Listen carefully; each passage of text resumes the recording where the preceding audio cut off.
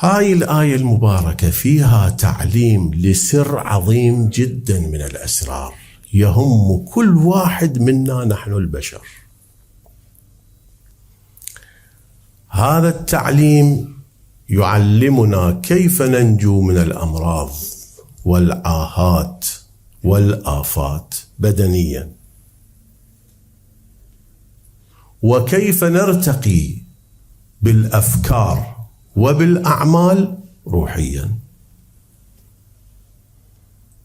الآية تحدثت عن حركة الشمس، وقالت في الشمس أكو في هذه الحركة 3 أشياء: الحركة والغاية والنظام.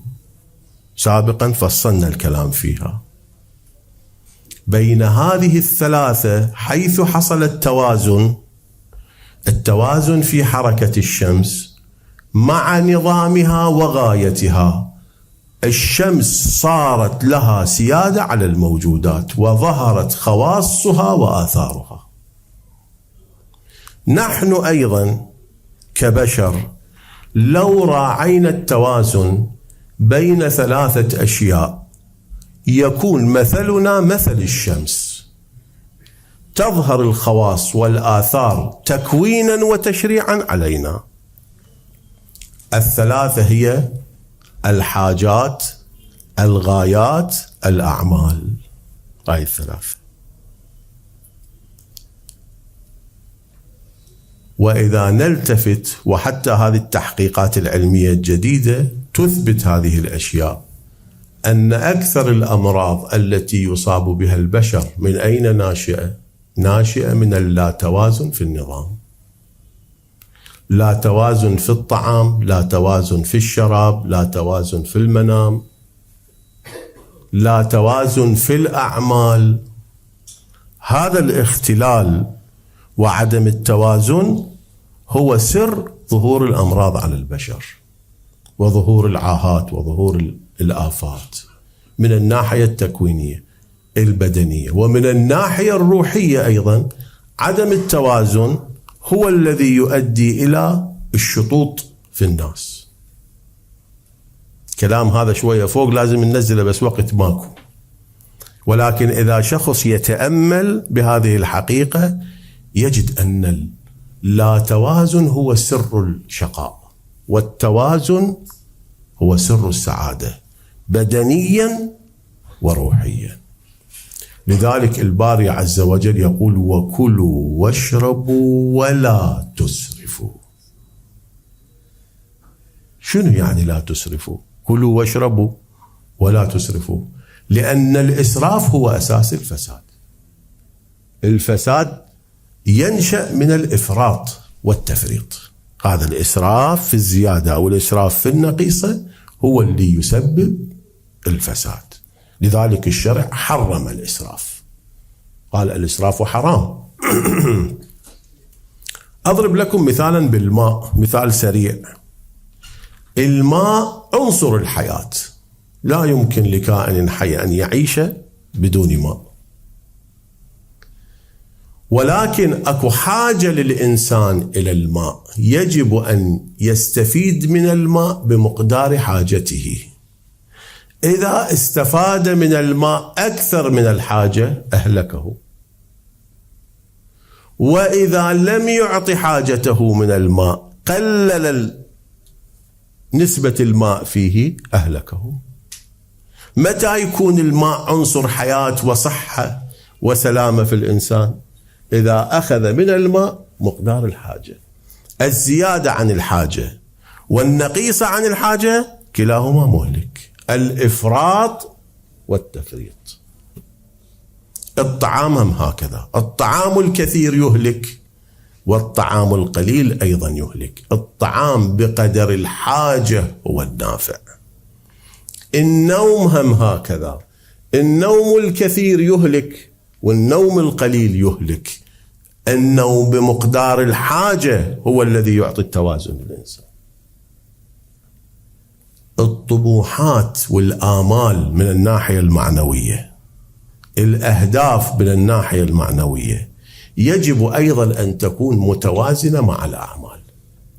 إذا شخص عنده طموح كبير أن يكون عالم كبير ولكن يشتغل أقل مما يحتاجه العلم، ما يصير عالم. لو يركض طول عمره ما يصير عالم.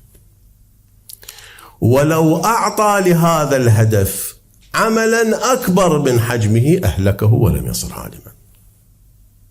فيجب أن تتوازن الحاجات والأعمال والغايات. إذا هذه الثلاثة توازنت بدن الإنسان يكون سليم من الأمراض، فكره وعقله وعمله يكون سليم من النواقص. هذا هو السر الذي يبحث عنه الأولياء، التوازن. التوازن في التكوين والتوازن في التشريع. هذا مجرد إشارة، اللي يريد يتابع خليه يتابع. هذا هو المقصد الأول الذي يطلبه الأولياء. الآية هم تقول واقصد في مشيك.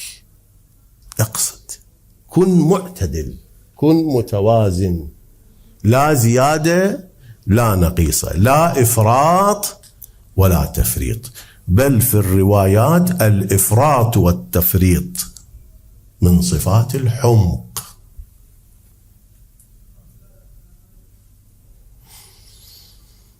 زين، لعل واحد يسأل يقول هذا التوازن احنا منين نجيبه؟ شلون نحصل على التوازن؟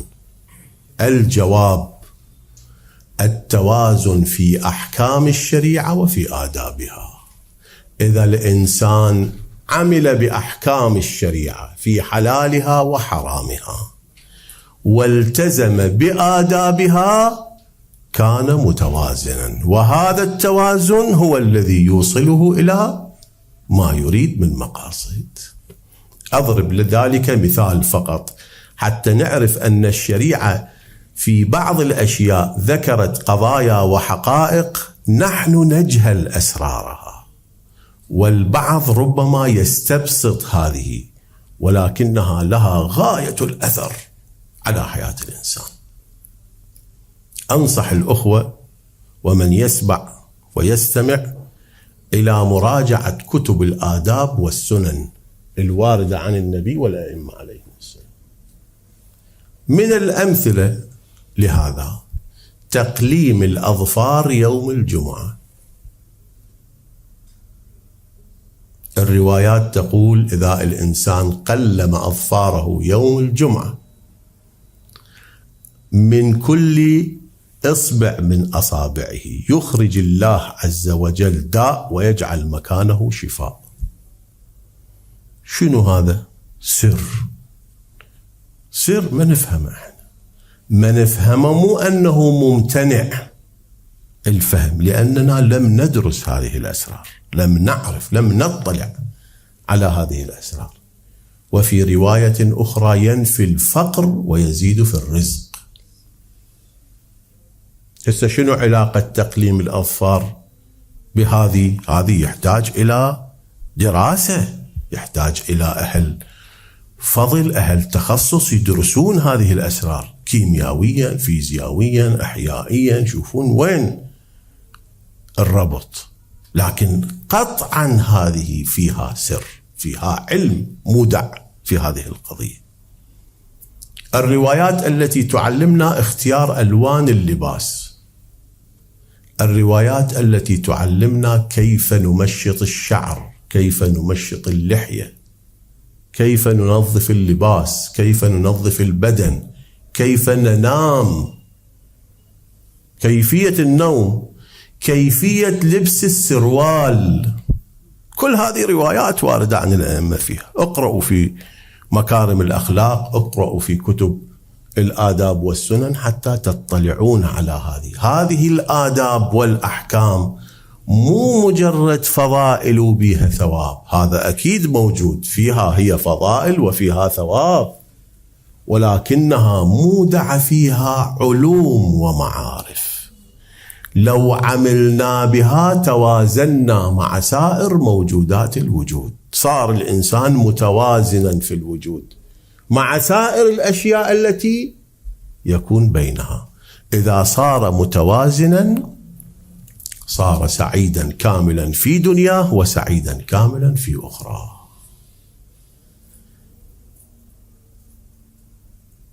الآيات الشريفة هم تشير إلى هذا المعنى، منها قوله عز وجل: فمن اتبع هداي فلا يضل ولا يشقى. هدى الله شنو هو؟ أحكامه وحدوده وآدابه. من اتبعها لا يضل في فكره وفي عقله ولا يشقى في حياته. الآية التي بعدها تقول: ومن أعرض عن ذكري فإن له معيشة ضنكا. إذن السعادة والشقاء بالتوازن، والتوازن وين؟ بالأحكام والآداب. فالناس إذا عملوا بأحكام الله توازنوا مع سائر الوجود، وحققوا لأنفسهم السعادة في الدنيا والسعادة في الآخرة. نسأل الله تبارك وتعالى أن ينور قلوبنا وعقولنا بمعرفة أحكامه والعمل بآدابه، ببركة الصلاة على محمد وآله الطاهرين.